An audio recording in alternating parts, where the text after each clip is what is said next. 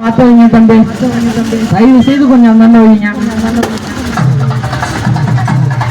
நமது வெற்றி வேட்பாளர் மீனவ சொந்தங்களை தேடி உங்களுக்காக அந்த வண்டி அனுப்பாட்டுங்க, வண்டி சவுண்ட் அனுப்பாட்டுங்க, வண்டி சவுண்ட் அனுப்பாட்டுங்க. ஹலோ, விளம்பர வண்டி சவுண்ட் அனுப்பாட்டுங்க. விளம்பர வண்டி அடுத்த பாயிண்ட்டுக்கு போங்க. ஏற்பாடு செய்து கொடுத்து நம்முடைய கிளை பொறுப்பாளர்களுக்கு அன்பான வணக்கங்களும் நன்றிகளும். அடுத்தது வானம் போங்க. விளம்பர வண்டி முன்னாடி போயிடுங்க. இந்த பகுதியின் மீனவ சொந்தங்களை தேடி வெற்றி வேட்பாளர் பாரத பிரதமர் நரேந்திர மோடி மீனவ சொந்தங்களே, நான் உங்களுக்காக இருக்கிறேன் என்று குரல் கொடுத்து பஞ்சாயத்தார்களை தேடி, ஏழை தாய்மார்களை தேடி, மீனவ சொந்தங்களை தேடி இதோ வந்து கொண்டிருக்கிறார். இந்த பகுதியில் பல கோடி மதிப்பில் வானவன் மகாதேவி வல்லபலம் பகுதிக்கு மினி ஆர்பாரை தந்த பாரத பிரதமர் நரேந்திர மோடியின் ஆசி பெற்ற வேட்பாளர் எஸ்.எம். ரமேஷ் அவர்களுக்கு தாமரை சின்னத்தில் வாக்குகள் கேட்டு 70 ஆண்டுகள் மாறி மாறி வாக்களித்தது போதும் ஒரு முறை ஊழலுக்கு எதிராக கச்சத்தீவை மீட்டு தருவேன் என்று நமது நீண்ட நாள் கோரிக்கை. பாரத பிரதமர் ஊழலற்ற பிரதமர், பொய் சொல்லாத பிரதமர், அவருக்காக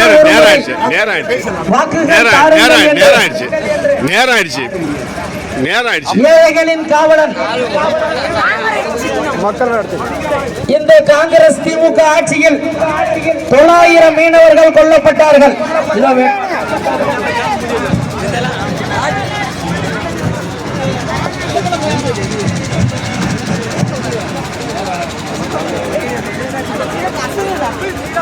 அன்பார்ந்த பெரியோர்களே, தாய்மார்களே,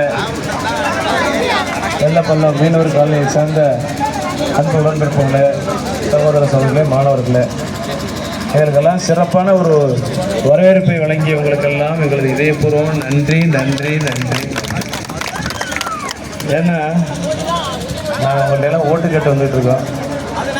யாருக்கு ஓட்டு கேட்குறோன்னு உங்களுக்கு தெரியும்.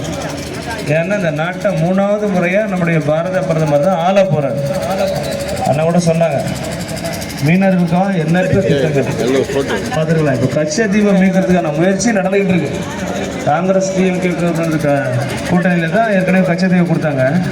இப்போ நம்முடைய மோடி அவர்கள் ஒரு 10 நாளுக்கு முன்பாக அதற்கான வேலையெல்லாம் ஆரம்பிச்சிட்டாங்க. எல்லாத்துக்கும் மூல காரணமே கச்சத்தீவு தான். அது மாதிரி திட்டத்தில் பார்த்தீங்கன்னா போட்டு வாங்கிறதுக்கு மானியத்தில் பணம் கொடுக்குறாங்க. அதே போல் வலைகள் பின்னுவதற்கு மானியத்தில் பணம் கொடுக்குறாங்க.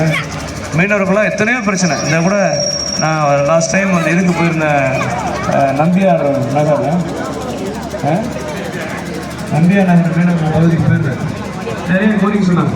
நான் என்னை வேட்பாளர் அறிவிக்க முன்னாடியே எல்லாம் இந்த கோரிக்கை சொன்னாங்க, எல்லாம் வந்தாங்க. அப்புறம் டெல்லி கழிச்சு போய் அந்த மீன்வளத்துறை அமைச்சர்லாம் பார்த்து கோரிக்கையெல்லாம் கொஞ்சம் வரணும் கோரிக்கை சொன்னாங்க. போர்டு வந்து கரை கட்டுறது. அப்புறம் அந்த தூண்டில் விளைவு மக்களாக சேர்ந்து அமைச்சிருக்காங்க. அதெல்லாம் நாங்கள்லாம் கடன் வாங்கி எல்லாம் போயிருக்கோம். அந்த லோனை எல்லாம் கேன்சல் பண்ண சொல்லுங்கன்னு சொல்லி தலைவர்கிட்டையும் சொன்னாங்க. அப்புறம் நாங்கள் போய் நேரடியாக தலைவரை சந்தித்து, அப்புறம் மீன்வளத்துறை அமைச்சர் ஃபினான்ஸ் ட்ரஸ்ட்டாக சந்தித்து உங்களுடைய கோரிக்கைகளை கொடுத்து வந்திருக்கோம். அவங்க எலெக்ஷன் முடிஞ்சு அதெல்லாம் பண்ணித்தரேன்னு சொல்கிறாங்க. அதனால் நமக்கு நல்லது பண்ணுற பிரைம் மினிஸ்டர்னா மோடி அவர்கள் தான். ஒன்று உங்கள்கிட்ட சொல்கிறேன், காங்கிரஸ் கவர்மெண்ட்டில் தம்பி சொன்ன மாதிரி கிட்டத்தட்ட 900 லட்சம் பேரை சுட்டு கொண்டாங்க.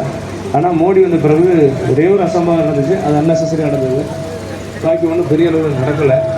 நமக்காக பொருள் கொடுக்குற ஒரு தலைவர், ஏழை எளிய இருக்கும் மக்களுக்காக எத்தனையோ திட்டங்கள், கேஸ் கனெக்ஷன் கொடுத்துருக்காரு, இலவசமாக வீடு கொண்டு கொடுத்துருக்காங்க, மாதிரி வீட்டுக்கு வீட்டு பைப் லைன்லாம் போட்டு கொடுத்துருக்காங்க, மகளிருக்கு 33% இடஒதுக்கீடு கொடுக்குறாங்க, விவசாயிகளுக்கு மீனவர்களுக்கெல்லாம் எத்தனையோ திட்டங்களை செஞ்சுட்டு இருக்காங்க. நம்ம வந்து நீங்கள் எல்லாம் எத்தனையோ பேருக்கு மாற்றி மாற்றி வாக்கு போட்டிருப்பீங்க, ஓட்டு போட்டிருப்பீங்க. இந்த ஒரு முறை மோடிக்காக ஓட்டு போடுங்க. ஒரே ஒரு முறை 3வது பட்டம் அமைக்கி பாருங்க.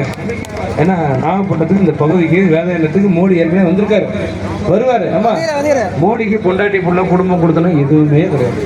நம்ம தான் அவருடைய 140 கோடி மக்கள் தான் அவருடைய குடும்பம். அவர் 15 வருஷம் குஜராத் முதலமைச்சர், 10 வருஷம் இந்தியாவுடைய பிரதமர் இருந்தார். ஊரை அடிச்சு உலையில போடல. 5000 10,000 50,000 ஏக்கர் நிலத்தையெல்லாம் சுருட்டிக்கல. நியாயமா நேர்மையா மக்களுக்காக வாழ்ந்துகின்ற ஒரு மகத்தான தலைவர். எண்ணற்ற திட்டங்கள். உலக நாடுகளே நம்மளை பார்த்து ஆச்சரியப்படுற அளவுக்கு அவருடைய செயல்பாடு. புரியுதுங்களா? எல்லாமே உள்நாட்டிலே உற்பத்தி. பார்த்தீங்கன்னா எல்லாம் ஃபோன் வச்சுருப்பீங்க. அப்படிங்கெல்லாம் நிறைய தொழிலில் இருப்பீங்க, ஃபோன் வச்சுருப்பீங்க. டிஜிட்டல் பேமெண்ட்டு, அதாவது எப்படின்னா ஜிபே, ஃபோன்பே, டக்குன்னு 50 ரூபா அனுப்பணும், 10 ரூபா டக்கு எவ்வளோ பாருங்கள். இதெல்லாம் ஆரம்பத்தில் நம்மளை கேள்விப்பட்டாங்க. மோடி வந்து இதெல்லாம் செஞ்சிட முடியுமா, இதெல்லாம் எல்லாரும் ஃபோன் வாங்கி பண்ணிடுவாங்கலாம் கேள்விப்பட்டாங்க. இன்றைக்கி தொழில் வளர்ச்சி முன்னேறி இருக்குது, மக்கள்கிட்ட எல்லாமே முன்னேற்றமாக இருக்குது, நாடும் முன்னேறிக்கிட்டு இருக்குது. இந்திய பொருளாதாரத்தில், உலக பொருளாதாரத்தில் இந்தியா 5வது இடத்துல இருக்குது. எனவே நீங்கள் எல்லாம் யோசிங்க. நம்ம ஜெயிச்சோம்னா ஆளுங்கட்சி தான் மேலே வரப்போகுது. நல்லா அது ஒரு விஷயம். நம்ம ஜெயிச்சோம்னா ஆளுங்கட்சி மோடி வரக்கூடாது. மோடியுடைய எம்பி இருந்தால் உங்களுக்கு திட்டத்தை கொண்டு வந்து சேர்க்க முடியும். எதிர்கட்சி எம்பி அண்ணாதிமுகவோ என்ன பண்ண முடியும்? பின்னாடி போய் இருக்காங்க. எதிர்கட்சி வரிசையில் உட்காந்து கோஷம் கொடுக்கணும், தெரிஞ்சிருக்காங்க. பார்லிமெண்ட்டை கூட போகிறாங்க, வெளி நடப்பு செஞ்சு வந்து படுத்துக்கிறோம். இதுதான் நடக்கும். வேலை நடக்குதுன்னா வேலை நடக்குதுன்னா இல்லை இல்லையா? ஆக்கப்பூர்வமாக இந்த பகுதிக்கு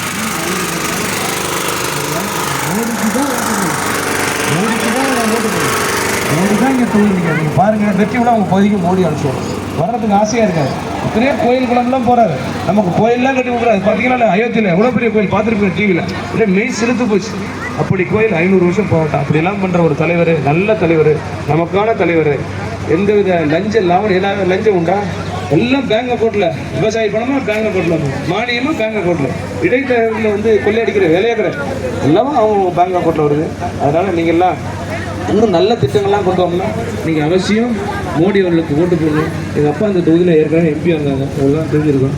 1977 எங்கள் அப்பா எம்பியாக இருந்தாங்க. இடையில் வந்து அசம்பாவிதம் நடந்து போச்சு. அப்போ வந்து எங்கள் அப்பா உண்மையாக எஸ்ஜி முறைன்னு கேள்விப்பட்டிருக்கேன். நிறைய அந்த பகுதிக்காக, மக்களுக்காக, வெள்ளத்துலலாம் கோயிலெல்லாம் கடுமையாக உழைச்சவங்க சைக்கிளே வந்தாங்க, சைக்கிளே போனாங்க, நேர்மையாகவும் வந்தாங்க. அது மாதிரி உங்களுக்கெல்லாம் ஒரு வாய்ப்பு எனக்கு கொடுங்க, எங்கள் அப்பா மாதிரி உங்களாம் உதவி பண்ணணும்னு சொல்லி எங்களுடைய அன்புக்கும் ஆதரவுக்கும் வரவேற்புக்கும் என்னுடைய மலர் பாதம் தொட்டு நன்றியை தெரிவித்து, நீங்கள் எல்லாம் ஒரே ஒரு முறை 3வது இடத்துல இருக்கும் பட்டம் தாமரை, அதை அமைக்கி பாருங்கள். அப்புறம் நம்ம தொகுதியை பாருங்கள். 50 வருஷம் பின்னாடி இருக்கிற நம்ம தொகுதி. இந்த 5 வருஷம் விரட்டி போட்டுருவோம் பாருங்கள். எல்லாத்தையும் கொண்டு வரோம் மோடிட்டு சொல்லி. அனைத்தும் ஜெயிச்சோம்னா அனைத்தும் சிறப்பாக இருக்கும்.